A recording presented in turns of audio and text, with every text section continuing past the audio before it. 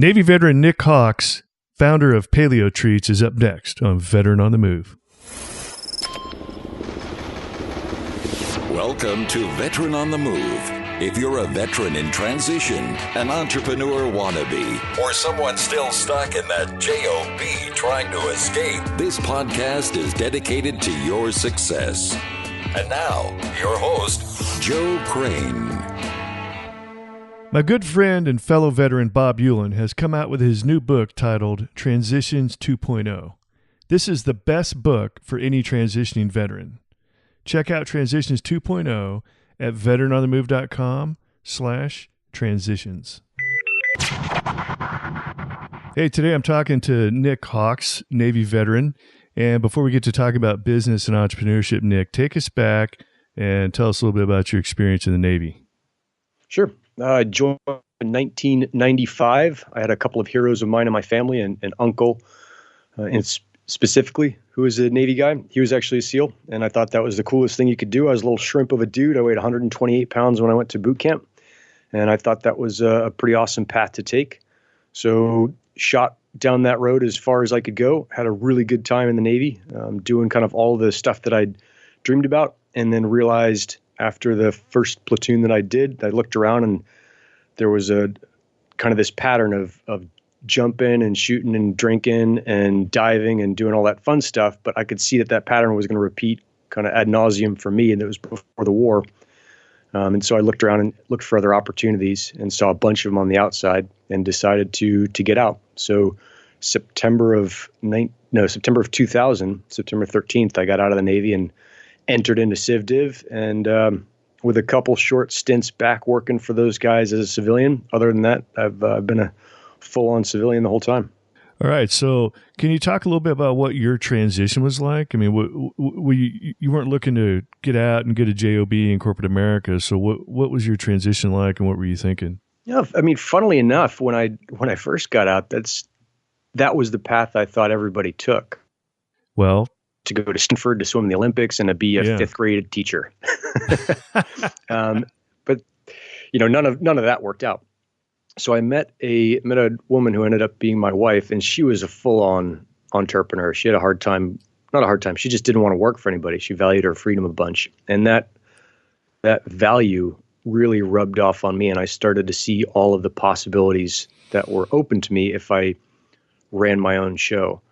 So I made kind of a slow transition, and it's a tough one. I think this is the big thing that just doesn't get conveyed successfully as you're getting out through what used to be called in the Navy TAPS, Transition Assistance Program. I'm not sure if they still run it, but it was that stuff was kind of the boring paperworky admin stuff that is super common in a bureaucracy where it's a safe thing to have lists that you can check off and then say, well, look, I checked everything off in the list. If it didn't work out, it wasn't my fault.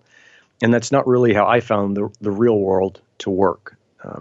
The actual world that a businessman or an entrepreneur enters into demands everything needed to be successful. And there's no checklist I found that has everything on there. That checklist, were it to exist, would be constantly evolving and fluid, and boxes would be dropping off and other ones would be coming on, and they'd be popping in and out of certain dimensions. It'd just be this wildly dynamic thing. So it's not an effective way of being successful. And so when you ask about the transition, as a military guy, any military guy or girl, you're just so used to checklists, to pre-deployment checklists, to making sure you got all your kit in your bag for whatever operation you're going to run. And it's a really easy way to be kind of safe and to keep you safe in a physical sense. But that aspect of the military life, I haven't found to transfer really well or effectively to the civilian world.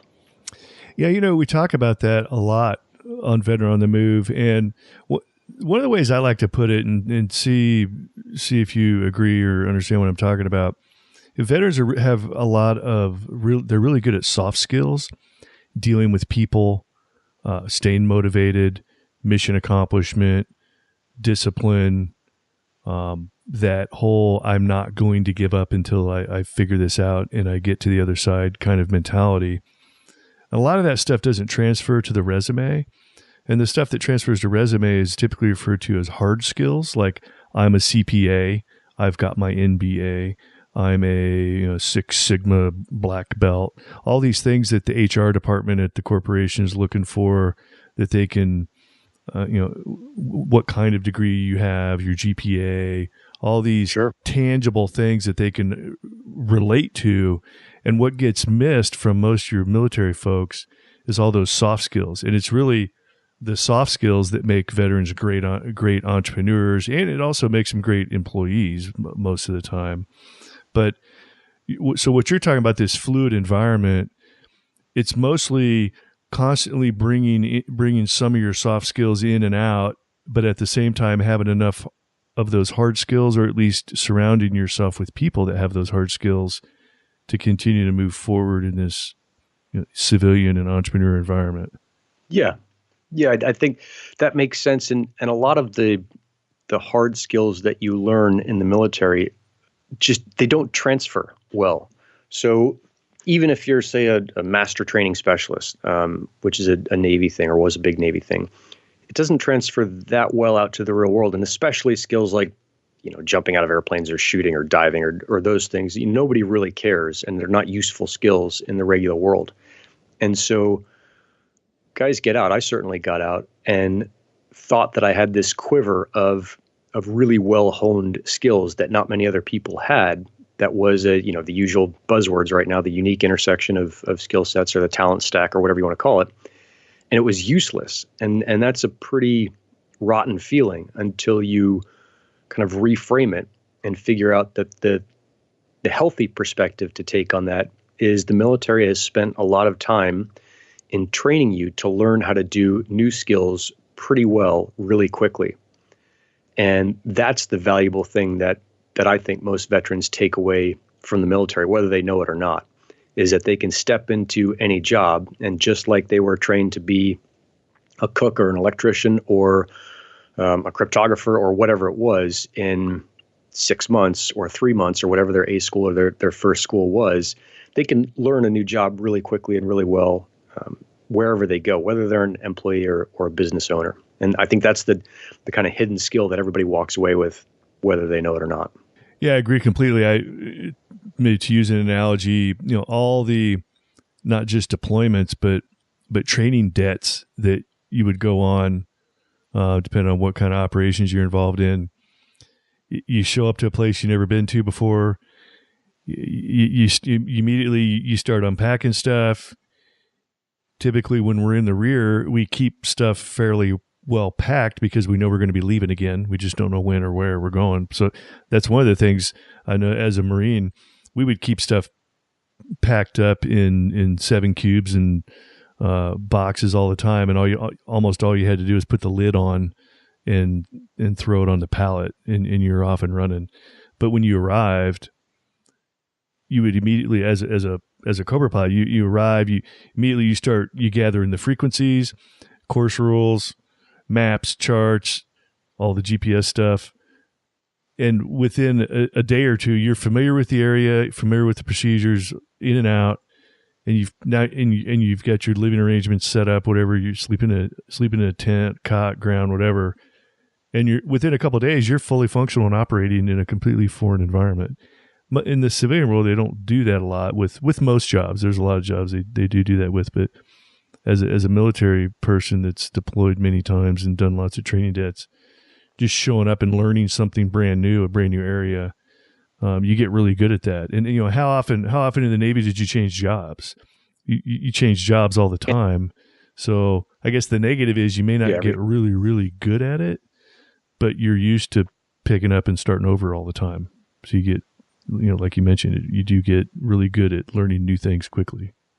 Yep. And I think on top of that, and maybe a step back, is this idea of being able to build relationships quickly and having an inherent understanding of their importance. So if you come to a new place, you get to a new base, a new operating post, whatever it is, if you don't kind of go out and meet the folks who have been there, then you're just giving up so much information and such an advantage. And so I know whenever I go somewhere new, the first thing I do is go out and try and meet people and figure out like, hey, what's going on in this town? Who's into what's hot here? What's interesting? What can I find out? And there's part of it that's just the natural kind of curiosity and stoke that I've always had. But part of that comes from being in that military environment and going through, okay, boot camp's 8 weeks and you make, the best friends of your life in boot camp. And then you go to A school and that's another, whatever it is, 16 weeks. And for me as a corpsman, like, oh, you're going to meet some more really good friends. And then you go to the next thing and that's 23 weeks. And then like every couple months, you're making these really strong relationships. And I think that's just this hugely valuable thing that doesn't get, that the experience base doesn't come along in the civilian world as well, because there's no kind of forcing of the relationship. Or in the military, if you don't have those relationships and you don't build them, you lose out on a lot of opportunity. Yeah, it's almost like that's almost like the military version of networking. Yeah, but a lot deeper. And I think a lot of this stuff is just figuring out the perspective that you need to take in order to reap the benefits of the experiences you've had. Right? You can go through any of these schools and say like, oh, that was a waste of my time, or going to whatever it was, core school, like, oh, I didn't learn this, or I didn't get that. Or you can look at it and say, man, here's this massive organization, the United States Navy, that's taking time to pour information into me. And the best thing I can do is kind of open wide and swallow and digest as much of it as I can and look around and see where the other opportunities are. Can I use the gym? Can I make new friends? Can I explore this area? Can I, learn something else new on top of all this, and kind of stack all of these different experiences and get paid to do it? There's no opportunity like it anywhere. But a lot of times that perspective isn't explained to kind of the young dudes coming in. So they miss out on a lot of it, because you do have to hustle a little bit to get all of the juice out of that experience. But what I found is once guys had done like 1 or 2 platoons and they decided they were going to stay in, or 1 or 2 cycles and decided they were going to stay in, and they cottoned on to that idea of really wringing the most out of the Navy and the military service that they could, all of a sudden their careers exploded. And maybe not upward, like I think that's not as important, but just their ability as a human and as a military person went way beyond what you would see on their resume. And that was just from that perspective shift. Oh yeah, and I think a lot of the younger military folks, they can fall into that trap easily. They on the weekends they never leave base, or they never leave the post, or even when they're overseas, like whether it's Okinawa, Japan, Germany, if they're living in the barracks on base, heck, they hardly ever make it outside the front gate, even on the weekends, to go explore and see what's going on out in town. Which is crazy. I mean, Kadena is that huge base, and it may be shut down now. I thought I saw something recently. Like, we're always behaving pretty poorly over there, and the Japanese government seems to be getting more sick of it. Yeah. But man, me and my buddies were getting off that base every opportunity we had. There's an amazing diving there. There's all kinds of wild tourist things to see. We drove up and down that whole stretch. And then you think about, the military history specifically for Americans there is incredibly deep. And it's, just as you're driving around, this is where a lot of the kind of fear came from in World War II about, hey, we're going to have to take this place over. And it's amazing. Oh yeah. And all the caves that still exist with, they've closed a lot of them off, and a lot of them have been pilfered at this point, but there are still caves all over Okinawa where guys will go crawling around in them with, foot-long centipedes and everything else. But I learned to scuba dive in Okinawa, so it's a phenomenal place. So what have you been involved in, here recently is on the entrepreneurship side of things? So it started, I think I went to school for a couple of years on the GI Bill after I got out, decided I didn't like it, or that it wasn't for me. It wasn't the way that I was going to learn and progress. And then I started the first enterprise that I thought I'd start was this thing called Exup Inc., EXUP. And it came from an idea. I went over and contracted in Iraq for a little while, and I was on this base just outside of Baghdad, and watching all of so I was running security for this base, me and a couple other guys, watching all of the shit trucks come in, all the water trucks, all the food, all the supply trucks coming in and out every day. And you think about, in 2004, this was a couple months after Fallujah, who drives a waste truck in Iraq? It's not the most trustworthy person. Like that's not that's not a dude that is going to be super easy to trust. And it's probably a dude who it's pretty easy to flip his loyalties either way. Right. And so as I looked around and I've always been a little bit of a hippie and started thinking, okay, what if we approached this camp as if we were going to build a self-sustaining kind of module? And so the idea I had was to put everything you needed to build all these different buildings into a shipping container, and then you could ship those containers anywhere in the world, open them up, pull out the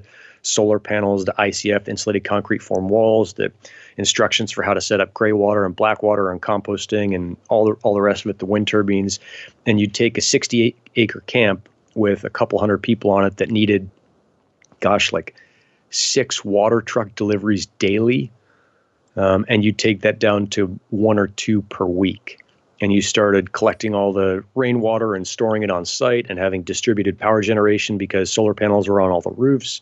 And so if, as it happened about a month after I left, a mortar came in and knocked out the main building where the 2 backup generators were, the camp was without power for a couple weeks. That wouldn't have happened, had these ideas that I had come into play.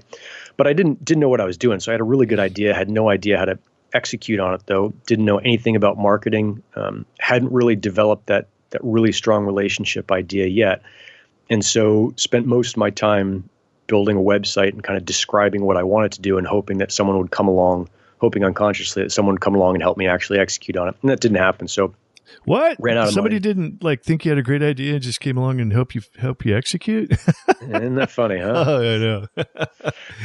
So that was a I think most of us have, that was a failure from a business point, but I learned a bunch okay, you're going to have to put the whole pack together. And then I went and did something that, I don't know if I'd call it entrepreneurship, but I was a mobile notary during the massive real estate boom, especially out here in California. Oh, yeah. And that was, 2005 to maybe ending by 2009. And so I'd drive around all over Southern California, from my house in San Diego, drive a couple hours every night, one way, and then drive a couple hours back and sign people up for home loans. And so that was $300 a pop. It was, I'd stack a couple on top of each other and make $1,000 a day. And it was, you could either go over to Iraq and make $700 a day being away from your family and being in Iraq, or you could be in Southern California driving a bunch but making $1,000 a day. And the one I chose was to stick around. Huh. And so that taught me a bunch just about running my own books. It was such a basic, straightforward business. And I think the biggest lesson I learned there was how important looks were. And as funny as it sounds, I'd never picked this up in the military. I'd always been that guy that tried to get away with not shaving, that tried to not get the haircut, that always had the uniforms that weren't quite perfect, that, wore flip-flops when you're supposed to wear shoes. Like that was totally me. Because I just didn't think that appearances were important. I thought it was such a stupid thing. And what would really matter was how accurately and fast I could shoot, or, how good I was at the actual job. And when I became the notary, I was sure that I could do a better job than anyone else. Like I had all of my paperwork organized. I had my little maps, all my MapQuest maps printed out. This was 2004, so pre kind of turn-by-turn phone stuff, GPS stuff. And I would go in to a loan office, to Countrywide at the time, which is my biggest customer. And I'd see these guys who were dressed to the nines, but I could look at their paperwork and know they were sloppy, and I would hear that they'd have to go out and do something again. And I could just tell by the way they talked, like they weren't wired tight, but they looked a lot better than I did. Mm. And so one day I said, all right, I'm going to see if this actually makes a difference. So I went down to Nordstrom. I found a dude there. I said, look, I don't know anything about looking good. You can look at me and see that. Like I dress in shorts and a t-shirt all the time. Here's $1,000. Do your best to make me look like a professional businessman. So I, got a shirt and a belt and pants and nice shoes and all the rest of it. Walked out of there looking like I knew what I was doing. I walked in the next day to that same Countrywide office, and people were like, hey, I've got a loan for you. Hey, can you do this? Can you do that? It was an overnight transition. I thought it was simultaneously the stupidest thing on all sides I'd ever seen. It was so stupid of me not to have seen it, and it was so stupid of them to see that I was the same person, literally just dressed in different clothes. And all of a sudden, it was a desirable thing. So from then on, it's like, okay, appearances count. And that was a huge lesson that I took away from that I still don't always put into practice, but at least it's there. It's like, okay, if you want to make this one count, you're going to dress up, you're going to look sharp. Yeah. That's great. Yeah. Oh, I've experienced that many times myself. Hey, Nik, we're going to take a quick break. We'll be right back. Army veteran Bob Hewlin knows the struggles veterans face in the transition process and has dedicated his post-retirement years to helping veterans successfully transition into the civilian sector. His new book, Transitions 2.0, is one of the best books for any veteran facing the transition process.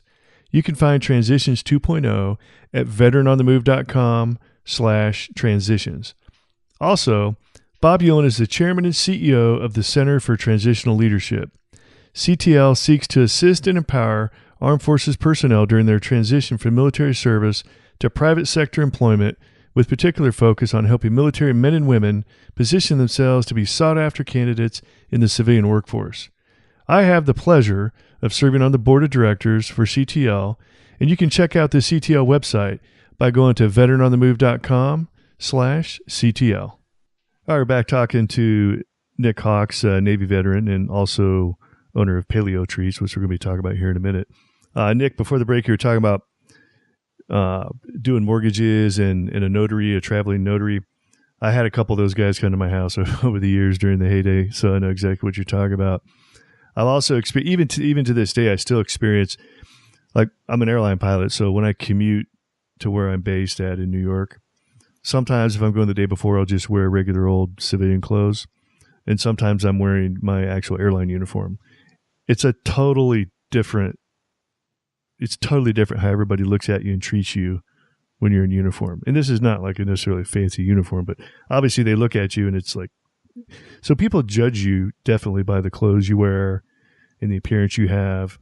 And there are times where if I think I need to have a little more, like if the flights are going to be full and I might, need a gate agent to help me out, I'll definitely make sure I'm in uniform because I know I can get preferential treatment almost just by having a uniform on versus, just having the ID hanging around my neck. So even to this day, I still experience that. So Nik, eventually when the mortgage industry crashed, what happened after that and take us up to where you are now? Sure. So probably skip over a couple of years. Okay. Got the most important thing is we had another company, a t-shirt company that went into Nordstrom and Fred Siegel, which are big names in the fashion world, but went bankrupt there. Didn't really know what we were doing still. You'd think I would have learned. This is the third or fourth business I'd had.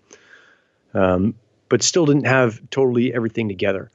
And so when that went under, I went back and worked for the Navy. So I got a regular job. And I think this is an important piece, is that it's totally okay to have a job. It's not like they're evil, inherently evil things. Mm-hmm.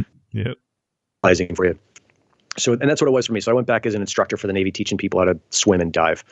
And once we went bankrupt on Quiet Hero, which was the t-shirt company, it went from like $10,000 a month going out, and I was making $6,000 a month as an instructor, or $5,000, whatever it was. And so there's negative $5,000 every month, and you're just watching yourself spiral down, and it's pretty unpleasant. And once you declare bankruptcy, none of the creditors can contact you. So everything goes quiet, and you actually have time to think. And then you make your decision whether you're going to do a Chapter 13, which is where you pay a percentage back, or a Chapter 7, which is where you pay nothing back, but you don't get to keep anything. We did the Chapter 13, took a couple of years to pay off. But either way, all payments going out stopped. And so for about 2 weeks, my wife and I were stoked. It was like, the pressure that came off was so noticeable and enjoyable to not have it there, that we're like, oh, this is great. But within a couple of weeks, it's like, what are we going to do with all this free time? And so we ended up, I had a friend of mine move out from the East Coast, moved in with me, and he was eating paleo. And paleo is no gluten, no grain, no dairy. It's this idea of eating the way that you evolved to eat over the course of 2 million years. So it's cutting out kind of everything that came along in the last 10,000 years, all the products of agriculture, all dairy, all the processed sugar, all the stabilizers and preservatives that are in most of today's food. So at the time in 2009, you could get a steak and salad. You've always been able to get a steak and salad and kind of eat paleo for your regular meals, but there wasn't anything for dessert. And so after a couple of weeks of eating paleo, Lee, my wife, and I looked at Dave, the guy who had moved in, and he was eating paleo, and said, Dave, where do we get dessert, dude? And it didn't exist. So the three of us were sitting around my kitchen table and decided, like, oh, let's see if we can start a company based on providing desserts for this diet to people who are in it. And at the time, really the only people who were eating paleo that we knew about were CrossFitters. And CrossFit then was a pretty small and intensely kind of tightly knit community. And they were super supportive of us. We kind of came out with the first one at the third CrossFit Games that was still up in Aromas, still up at the ranch. And we made 2,000 treats in our kitchen, which if you and your friend hold hands and stretch your arms out as wide as you can and turn in a circle, that's about how big our kitchen is. So it's just this kind of chaotic mess of the three of us swearing and cursing and kind of shouting and mixing cookie dough and baking cookies and packing stuff up. And took them up to the ranch. It was a 3-day event. And we said, we're going to sell as many as we can. We will kind of give a bunch away at the end of it. And whatever's left over after that, we'll take back down to San Diego. And at the time, there were 8 CrossFits in existence in San Diego. Now there's probably, 200. And we'll give the rest away, and that's how we'll start the marketing stuff.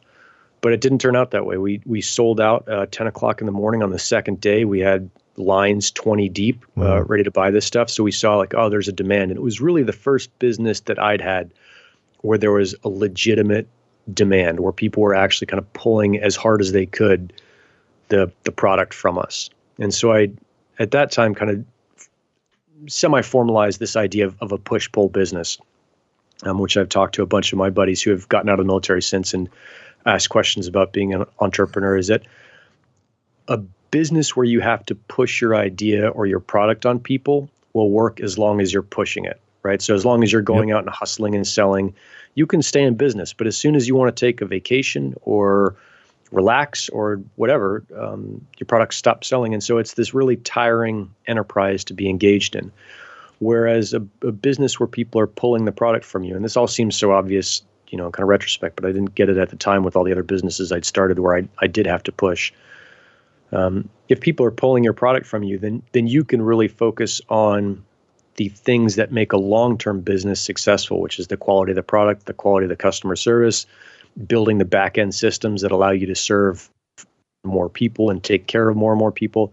And that's, one good way to assess whether or not a business is going to work is that, are you pushing or pulling or being pulled? I agree completely. Like I can completely relate to what I've had a lot of business over the years, but especially with the Amazon business we've had for a couple of years now, we somehow, even kind of knowing this already, we somehow entered into a couple of niches where there wasn't a whole lot of demand, or one of them has a lot of demand, but our twist or version of it, there really wasn't much demand for. So after spinning my wheels and banging my head against the wall for like over 2 years, I've come to this conclusion of, I'm like, oh my God, why am I not selling something that's in extreme demand? And I mean, it seems so obvious now, but I think we all fall in love with our ideas, and that's one of the things you got to be careful about. Is I was in love with a couple of cool ideas, and it appeared like there was some demand with one of them, but there really wasn't much demand for our version of it. So I can completely relate to what you're talking about. So I'm going to have to do a complete pivot on the whole Amazon thing here if I'm going to stay in Amazon, because I'm not going to deal with no demand anymore. Sure. It makes sense. I kind of going back to that idea of perspective that we talked at the beginning of the show is there's just a forcing of having a clear understanding of reality if you want to stay in business. And like you said, you can fall in love with your product and kind of put these reality distortion glasses on and say like, oh, it's so good. Like, I know how good it is. People will buy it. But if they're not buying it and you're not clearly seeing that, oh, people don't like this or they do like that, then it's going to be difficult to stay in business. So an example of that early on for us was we used to use agave. And this, this will sound like kind of crazy nitpicky stuff to people who don't really watch their diet, but this was kind of life and death for Paleo Treats in the early days. Is we were using agave, which is a sweetener, comes from a plant, and I think you can factually back up this argument that it's pretty paleo as far as paleo desserts go. Okay. But at some point within, I think about the second year, the CrossFit community decided that agave was a poisonous sugar. Again, if you're not in the health system, you're this kind of diet craze. It seems, like nitpicky details that don't matter. But for our customers, it mattered. And so we spent about 2 weeks trying to argue that agave was actually just as good as any other sweetener. And then we kind of took a hard look at reality and said, okay, people don't want this. Like, it doesn't matter how much, what we talk about, whether it's glycemic index or, how people get treated at the origin who are harvesting it, or whether it's sustainable, like none of that matters. They don't want the sweetener. And so we switched to honey, and it's sweetener to deal with because it's got a very distinctive taste. But it also made, in the long run, our products pretty difficult to compete with because we had to figure out how to use honey in a way that it isn't normally used, specifically in chocolate. So, and again, this is a little bit geeky, but these are the things that you learn as you go into business, is that chocolate, when you make it kind of the right way, you try and get all of the water out of it. Well, if you add honey to chocolate, honey's got water in it. So almost all chocolatiers will not touch honey sweetened chocolate because it goes against, the right way to do it.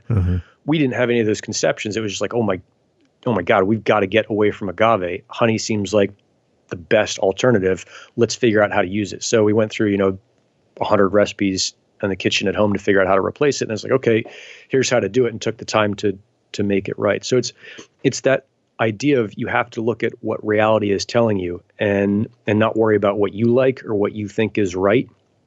In a sense of like, oh, I've got to be right on this. And that goes to another thing that I had learned, and this can sound really bad if you take it out of context, but I learned with business, you can be right or you can be rich. And if you're in business, then you're in business to make the money. You're not in business to prove how smart you are to everybody or to prove that your way of doing something is the right way. And so the example I give of this is early on in the business, we had a customer bought Paleo Treats, and we shipped them to his house. He was a young kid. He went home for winter break when he was in college, shipped him to his mom's house where he was going. The box arrived there before he did. His mom said, "Hey, honey, a box came for you. What should I do with it?" He didn't know what to do with it. We hadn't told him how to store them. So he said, "Oh, just throw them away because they won't be good by the time I get there." I guess he was going to get there in a week or two. So she throws them away. He gets in there and calls us up or emails us and says, "Hey, will you ship me another box?" And we said, "Well, what happened? Why are you asking for another box?" And he said, "Oh, you sent me the first one, but it arrived too early, so I threw it away. Can you you send me another one?" And it was this thing like, okay, do you want to be right or do you want to be rich? And I didn't think of it in that way at the time. The only way I thought of it was, no, I'm going to be right on this one. And obviously a guy who throws away your product doesn't deserve to get another box. And so he and I had this bitter war back and forth on PayPal, and I'm sure that he trash talked Paleo Treats to every single person he talked to, and probably to this day, about how our business practices weren't da-da-da-da-da. He didn't take care of the customer. And I think back to that and think the lesson I learned is I could have just shipped him another box, been super cool, and he would have told everybody about how rad Paleo Treats was, and we probably would have had, at the time, it would have made a difference, 10 extra customers, maybe 20. But we didn't, didn't think of that way. So it's just kind of constant check-in of your perspective, like what are you doing for the long-term health of the business, and is the decision you're making supporting that or taking away from it? Matter of fact, I distinctly remember you said, would you rather be right or would you rather be rich? I don't know exactly where that came from, but I remember the first place I heard it from. I was actually in Iraq in 2004, and I was listening on my iPod, a motivational speaker. I think he was, I don't even remember, faintest idea what his name was, but he was he'd been like a college baseball player, and then eventually, big time athlete, and he somehow eventually became a motivational speaker. And he was talking about the day he learned how to, he had to make a decision. Do you want to be right or do you want to be rich? And I remember he kept going over and over that, and it really spoke to me, because the Crane family genes is definitely the we always want to be right kind of mentality. Totally. And I'm like, holy cow, man! So I constantly have to pull myself away from the whole trying to be right thing. And figure out what the long term. Yeah, exactly. What's the long game here? Is. Yep. I heard it put another way was, if a man wins an argument with his wife, is he truly better off? Yeah. Who wins in that argument? Yeah, exactly. So, and I've been trying to explain that to my son, because he's a lot like me. I'm like, hey, you want to be right? You want to be rich? And of course, what we're talking about has nothing to do with making money or anything, but it kind of sinks in. Quit trying to shove your opinion down other people's throats. But in customer service is the same way. And again, I go back to my Amazon business. We've got this one product, and some of the people don't get it. They don't use it the right way. So then they criticize it. And the whole time I'm like, kind of like what you were trying to do with agave. Agave is a great sweetener. Quit saying that. We're trying to change how you think about agave. Well, hey, what, man? If it, that round's already gone downrange. The agave is out. So you either get rid of agave, or your customer base, the people that got you started, the CrossFit industry, is going to shun you. Yeah, they'll find someone else who does listen to them. Yeah, exactly. So nobody, just like anybody else, they don't want to be told, how to think. So, and sometimes that's tough, man, because you're in love with your idea, and even to this day, you probably still think agave is a valid paleo type sweetener, but you can't use it in your products because your main customer base has shunned it. Yeah, I think, that goes to a much bigger idea of what's actually healthy and what we've learned from 9 years or 8 years of selling desserts. But yeah. Okay, so tell me about Paleo Treats. Where do I find them, and why are they good for me? Sure. So we started back in 2009, and we started it. I'll give you kind of the long answer. Is we started online and immediately bought paleotreats.com. And I think for anyone thinking about starting a business, I think it's a really healthy and nice first step to buy the domain. Mm-hmm. It's a relatively small expense. Maybe it's $45 a year if you buy your hosting. Maybe it's $90 a year now if you buy your hosting with it. If you just buy the domain, it's less than $10 a year, and you just secure it. And by domain, I mean paleotreats.com or youridea.com or whatever it is. And that's what we did. And we had the idea from the beginning to sell desserts online directly to people. But at the very beginning, we thought that we would start by selling desserts online, and that stores would come and find us and say they wanted to open up accounts, and that pretty soon we'd be in every Whole Foods in the country, and then we'd sell it within 3 years for $1 billion. And what we found is that that's not really a business works, or hasn't worked that way for us. But that we had this really cool opportunity to continually develop really joyful relationships directly with our customers. And that was something that had a bunch of value. I talk about, going back to the very first girl I ever met. Like, I fell in love completely with every girl I ever dated. And it was always it's a really nice thing. And they all, tore my heart out until I found my wife. But it was always this really nice feeling of being in a relationship with someone. And I think with Paleo Treats, every time we have a new customer, we get to fall in love with them. And we get to kind of serve them this thing that they're really looking for, which is a dessert that doesn't have any gluten, any grain, or any dairy. So it doesn't have kind of the typical inflammatory foods found in most desserts. There's no stabilizers, no preservatives, no xylitol, no crap. And so really our market, even though it started out as being for this really narrow paleo niche, is now widening way out to anyone who wants a dessert that makes them feel good. So most desserts in the long run, most desserts that you eat now, if you have ice cream or a Snickers bar or, a tray of cookies, whatever it is, it'll feel really good in your mouth and tongue. But by the time it gets to your guts or it goes on the exit path, you're going to feel terrible. And whether you feel that kind of in your guts, or you have, a skin condition, you break out in acne, or you just don't feel good at any point, like most desserts, most sweet things today have either way too much sugar in them with not enough associated fiber, or just flat out too much sugar, or they have a bunch of other stuff in there that reacts with your body, whether it's gluten or grain or dairy. And so what we wanted was to build a series of relationships based on making people feel really good throughout their entire use of the product, of the dessert. And so that's what we do now is we sell these desserts. We have a brownie, a chocolate bar, a sweet granola bar. We have something that looks like a peanut butter chocolate cup, except it's almond butter. We're coming out with a lemon bar. We have all these really tasty desserts that we've said in 8 years, we've only come out with 6 of them. We're going to have really strict ingredients that are strictly paleo, back to that honey agave thing. So we're going to go with only the most paleo of ingredients so that you know that when you're eating this, you're getting something good and it's not something you're ever going to have to quibble about. And these things are going to taste amazing. And those have been kind of the 2 twin guiding lights of the actual product itself.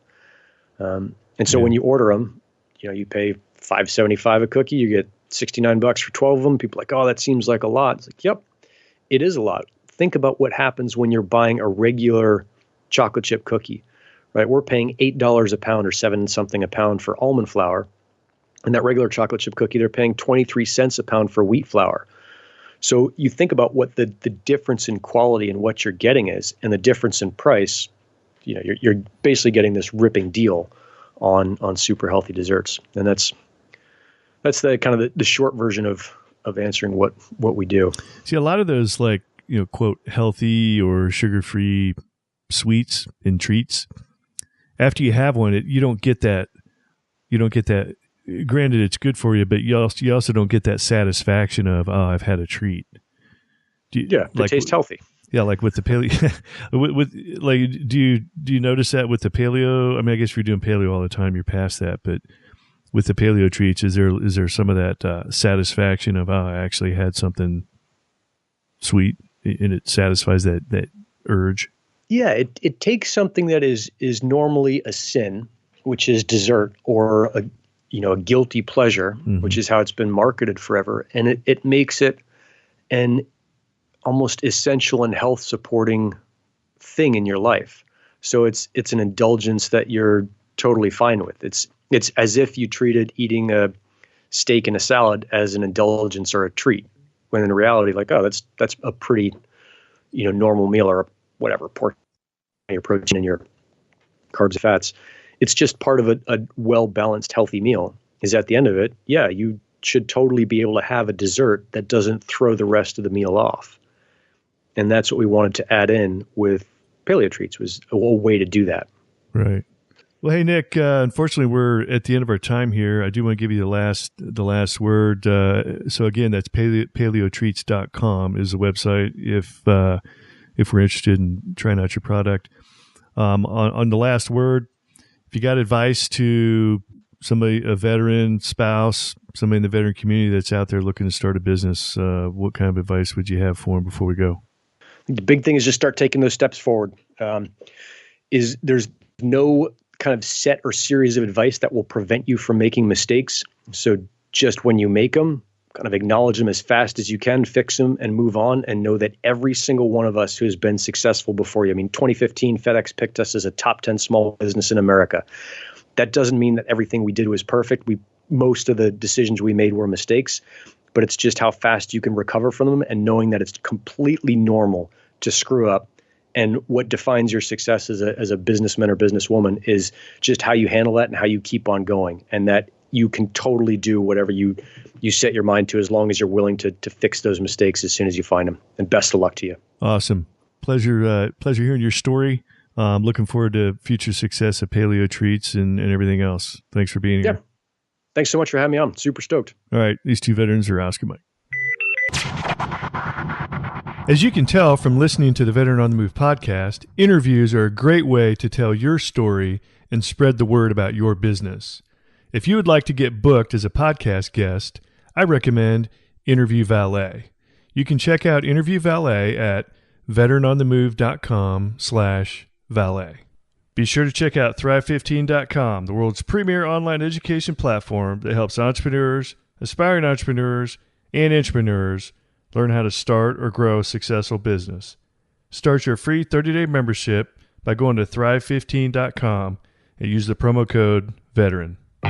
Thank you for listening to Veteran on the Move, your pathfinder to freedom. If you like the show, leave us a review on iTunes.